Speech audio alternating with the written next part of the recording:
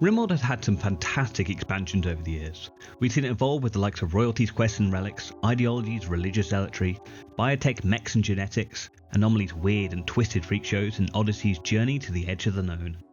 Each one adding a new layer to how the game unfolds. Except Anomaly, because god no am I touching that weird freaky pillar again. I've had enough goop monsters for a lifetime. But looking at what we have now, and more importantly what we don't have yet, there's still so much room for Rimworld to grow. I genuinely think there's a fun missed opportunity here, with a small creative change. It's going to require a slight bit of fudging, but if we just tweak biotech to, let's say, Mechamorph, and Anomaly transformed into Warped, and suddenly, Rimworld becomes an acronym. Look at how the rest of them fit. Now, I'm not saying we go back and rename these officially, but it does give me the idea of asking what expansions come next if we follow this naming convention right down to the end. Now, a few rules I came up with when doing this. They can't break or rewrite old expansions too much. They had to play nicely with everything that came before it. It can cover what mods have already touched on. Previous mods have covered a lot of ground, so avoiding all mod mechanics would be nigh impossible. But adding core mechanics to the game is different from modding, and usually a lot more stable. They had to both be mechanically and visually interesting, and they have to start with either R, L or D. And that's it. The first expansion we have is Rebuild. There are ruins everywhere, abandoned settlements, broken roads, scattered factions. It's clear that civilization has risen and fallen here more times than anyone can count. Your neighbourhood in Rimworld is always a little bit barren, with maybe a few scattered outposts willing to broadcast themselves onto the map. Rebuild would finally let you put something sustainable on the map. With Rebuild, you could link up these and form Rimworld countries on the map. You'd start pushing outwards ASAP. Full frontier expansion, almost like the exploration of the American West, sending caravans out on horseback, discovering settlements, making contact, and slowly stitching the territories back together. You would keep the main colony system on the map, but maybe as you trek outwards you find other colonies that hid themselves away, either due to lack of technology or reclusive due to dark secrets. You would broker treaties, form alliances, properly settle disputes between factions, or exploit them if that's more your style. Some tribes might welcome you, others might see you as a threat, and hostile groups like top traders would actively sabotage your efforts until you deal with them permanently. This would come with a new chain of Rimworld tech tree, bureaucracy. Now stick with me here. Make a postage system that slashes the time it takes to trade with other colonies. Establish your own currency and trade it against others. Swap research notes with colonies that are way ahead of you in the tech tree for buffs, or trade your secrets for cold, hard cash. Communication becomes key here, so you build radio towers and relay stations across the world. The usual satellite communication system stays the same, but the radio towers allow for much more secure and frequent forms of the base quest that Rimworld provides, such as labour swapping, hosting and protecting.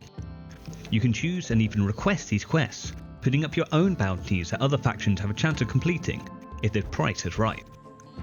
And as your country grows, the planet itself starts to react. Global events would come into play. Resource shortages, trade booms, border disputes, even pandemics that spread between settlements if left unchecked.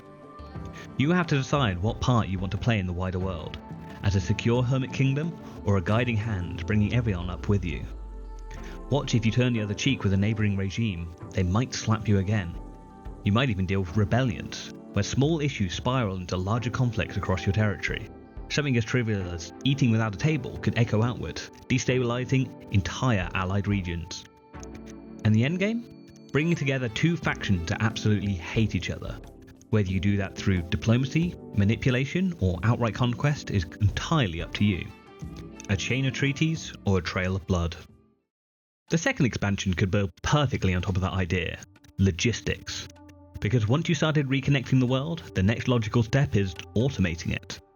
This is where Rimworld starts to scale up in a way you've never really seen it before. You'd begin small, pack animals, simple caravans, but over time you'd unlock roads, paving the way across your territory to link up the factions and establish trade lines to keep your colony just about ticking over, bringing in crucial supplies to fuel your ever-expanding network.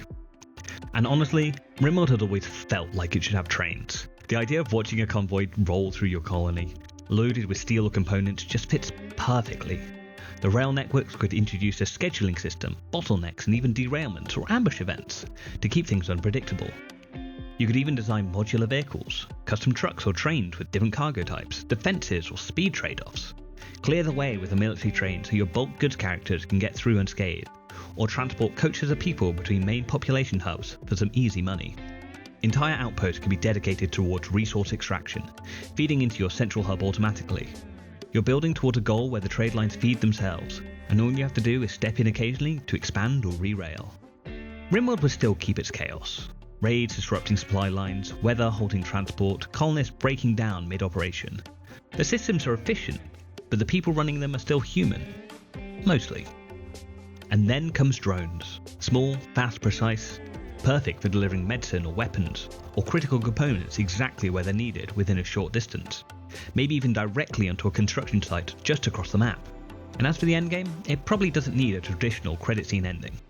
Reaching absurd wealth, fully electrifying your network, or achieving total automation could be the goal. And watching the full logistic dance going smoothly is its own reward.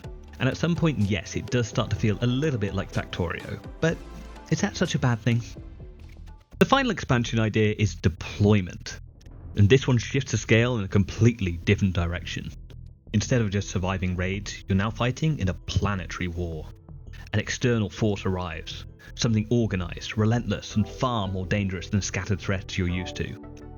You can slow them down in orbit, maybe intercept some attacks, but eventually, they will make landfall.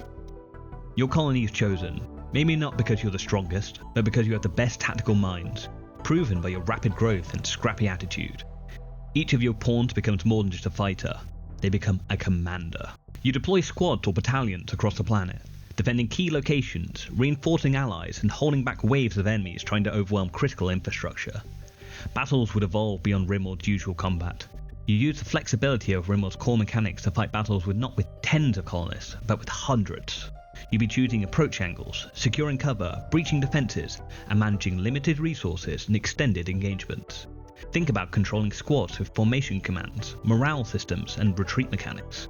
You can still drop your own colonists into the fight to turn the tide, but there's a real risk there. You might lose your best people just to win one battle. And unlike standard raids, these battles wouldn't just be about survival. They'd have consequences on a planetary scale. Lose a key location and supply lines collapse. Fail to defend a region and enemy forces gain momentum to take another continent. Intel gathering would be crucial. Scouting enemy movements, intercepting communications, or even sabotaging their operations before they strike. So small groups of pawns can have a massive effect if you can sneak them in past the guards and hack or destroy an outpost. Eventually, if you survive long enough, you can take the fight to them, with a final offense on their territory. A full-scale assault to dismantle their command structure and end the invasion for good. Take it off-world and make sure they're never coming back. The thing with Rimworld is that it's never been really limited by ideas. It's limited only by the time and will for people to keep pushing and making the content that makes this game special. And yeah, a lot of these concepts exist in mods already in some form or another, but the official expansions have always taken those kind of ideas and refined them, balanced them, and integrated them to something that just feels cohesive. That's what Tyne and Sylvester and the team do so well. They don't just add features, they expand the storytelling potential of the game and integrate them so well you forget how to play without them. And that's really what it comes back to. Whether it's rebuilding a fractured planet, automating a global supply network, or defending against invasion, each of these ideas isn't just a mechanic. It's a new kind of story waiting to happen. So, what do you think Rimworld should do next? Let me know, and I'll catch you in the next one.